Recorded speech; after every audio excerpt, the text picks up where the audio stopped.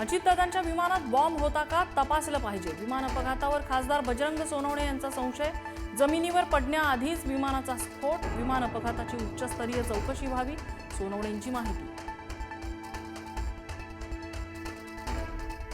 अजित पवारांच्या विमान अपघातावर अमोल मिटकरींकडून पुन्हा एकदा संशय. अपघाताचा थातुरमातुर चौकशी अहवाल नको.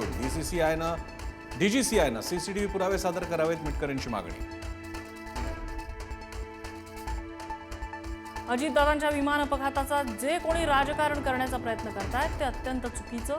विमान अपघातावरून सुरू असलेल्या राजकारणावरून मुख्यमंत्र्यांनी सुनावलं. अजित पवारांच्या खासगी सचिवाची सीआयडीकडून चौकशी. प्रवासाचं नियोजन कुणी केलं, कसं केलं याबाबत चौकशी. 28 जानेवारीच्या अजित पवारांच्या बारामती दौऱ्याबाबत जाणून घेतली माहिती.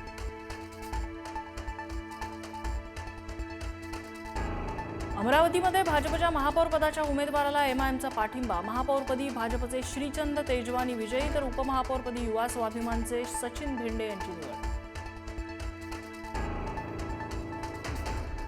संभाजीनगरच्या महापौरपदासाठी समीर राजूरकर यांच्या नावाची घोषणा. तर उपमहापौरपदासाठी राजेंद्र जंजाळ यांचं नाव जाहीर.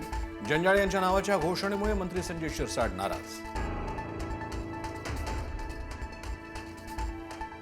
मुंबई पालिकेतील महापौरपदासाठी उद्या भाजपचा उमेदवार निश्चित होणार. महापौरपदासाठी राजश्री शिरवडकर आणि शीतल गंभीर यांच्या नावाची चर्चा. पण ऐनवेळी तिसऱ्यालाच लॉटरी लागणार का याकडेही लक्ष. मुंबई महापालिकेच्या महापौर निवडणुकीसाठी दोन्ही राष्ट्रवादी देणार भाजपला पाठिंबा. निवडणुकीपूर्वी भाजप नेत्यांनी राष्ट्रवादीला केलेला कडाडून विरोध.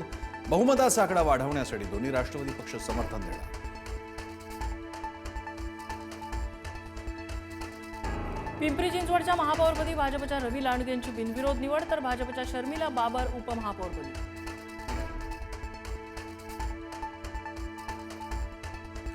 नाशिकच्या महापौरपदी भाजपच्या हिमगौरी आडके, तर शिवसेनेचे विलास शिंदे उपमहापौरपदी. ठाकरेंच्या शिवसेनेनं माघार घेतल्यानं निवडणूक बिनविरोध.